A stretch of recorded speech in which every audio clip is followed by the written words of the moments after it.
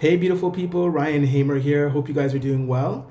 Today, we're going to be talking about when should you try to repair your credit? When should you try and fix your credit? Seems like a weird question, of course. Like when do I actually fix it? But believe it or not, there are some times when it makes sense to actually try to fix your credit, uh, work on your credit report, and there are times when it makes no sense whatsoever. So, we're going to get into the 6 or 7 reasons and situations in which it makes sense. So, the first one is when you know what's there. Have you pulled up your credit bureau report? Have you looked at it? Have you scanned through it? Are there things there that are fixable, or is there things that you can work on? Are there things that you can work on, I should say? And when you know that there's work to do, that's when you get started. And the thing is, a lot of times people are afraid to look at their credit bureau report. They're just assuming they're going to be denied credit. They are assuming that the worst of the worst of the worst is there. And you won't know until you check. You won't know until you go through it line by line, item by item, and verify that the accuracy that is there is truthful and is a true representation of your credit profile. Number two, after bankruptcy. So I don't really discuss bankruptcy on this channel. I mostly focus on credit. Yes, I know bankruptcy and credit are linked hand in hand. However, I don't really get into that. But if you do go to a trustee in bankruptcy, you do go through the motions and you get yourself, you have to file bankruptcy for whatever reason. If you end up doing that, what's going to happen is you're going to have to go through all the motions and do all the hoops and stuff that your trustee wants you to do. You have to disclose all of your assets and disclose all of your debts and things of the sort. And, they're going to get canceled out. And after a year, once you are released from bankruptcy, I believe you have to be a good boy or a good girl for a year and do exactly what's requested of you. And then it becomes a matter of public record that you've declared bankruptcy and you're insolvent or what have you, and then all your debts are wiped. So after bankruptcy, then it's like you're starting over. However, there are limitations to the bankruptcy and how many times you can do that, but that's a whole other issue and story that I'm not getting into. So when you start fresh from a bankruptcy, you will want to start your credit journey over again. So that's when you start off, you might start off with a secured credit card, or you might be able to get a credit card that's unsecured, depends on who you go to, and you might try and reestablish a relationship with a financial institution at that point in time. And there is the bankruptcy people are going to ask you, have you declared bankruptcy within the last X amount of time? And you're going to have to be honest. Right? Sometimes whether they can see it or whether they can't see it, sometimes you got to be honest, right? Most of the time you got to be honest. All right. So also, now, if a collection is removed, if you get rid of a collection, if a collection is removed by accident, deliberately, or whatever, once you look on your credit bureau report and you no longer see that collection or whatever that derogatory account is, that's when you start rebuilding your credit. Because I'll tell you why. You go out and you say, all right, I'm going to get myself a credit card. I'm going to try and get a credit card. You're going to go try and get a credit card, and you're going to be fighting.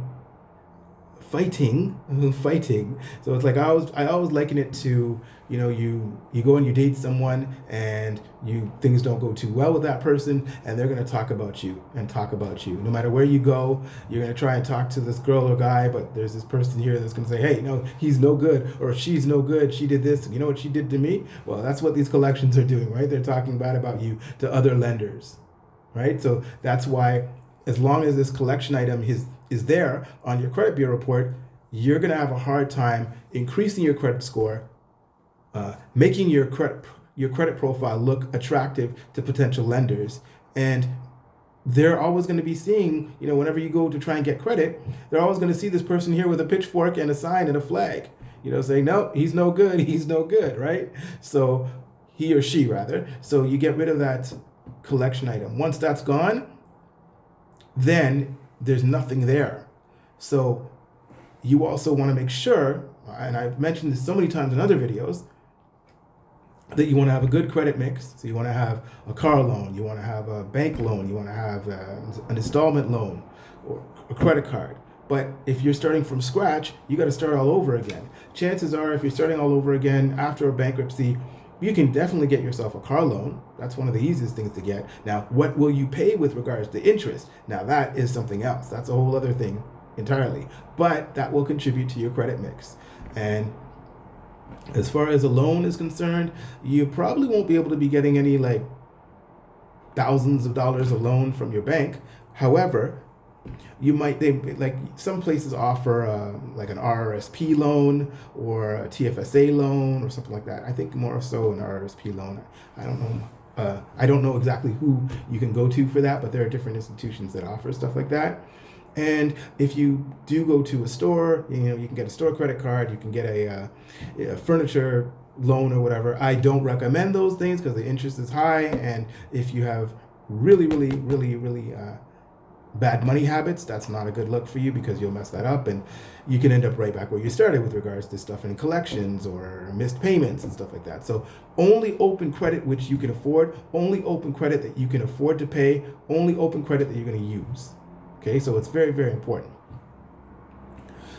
And as I said, when delinquent accounts drop from your credit bureau report, so say you didn't dispute something, say there was an item that was on your credit bureau report, whether it's in the actual account section or it was actually in the collection section, past the statute of limitations, 2 years, can't be sued, then you reach 6-7 years, then it automatically drops off of your credit bureau report. Not that you don't owe, but it's not going to be visible. I mean, creditors can still come after you and call you and bother you and stuff like that. However, they cannot put an item that has already been on your credit bureau report back on your credit bureau report once it's been removed after the statute of limitations. Okay, so it only stays on your credit bureau report for that amount of time. So I said 6 to 7 years. But chances are, most of the time, you want to do something. You want to go buy something. You want to go buy something within a 6-year period, most likely. So you want to do something to get rid of that item, whether it's disputing it, whether it's the direct dispute method that we talked about in one of the other videos, or whether it's you contacting the credit bureau and getting them to remove it for whatever reason if it's not your debt. Okay? Then we also have the consumer proposals. Consumer proposals are when you draft up you make arrangements for a consumer proposal, and that's where you make arrangements to pay X amount of dollars over X amount of time to pay off your creditors or whatever. Usually that stays on your credit bureau report for about 3 years. Yeah, so that's about 3 years. Now, it's still visible, and that still hurts your credit. I mean, people look at it, I don't want to say, but it's kind of viewed at the same way as like a bankruptcy, because it's like, oh, you couldn't pay your debts. Oh, you had to make special arrangements to pay your debts. Oh, okay, I'm going to think twice before I lend to you or give to you. But as soon as that's gone, that stays on your credit bureau report, as I said, for about 3 years or so. And then once that's gone, it's like it was never there. So you have the floodgates and the options open to you again because there are no derogatory items on your credit bureau report weighing you down like an anchor, like an anvil. However, the fact of the matter is when you're starting over, right?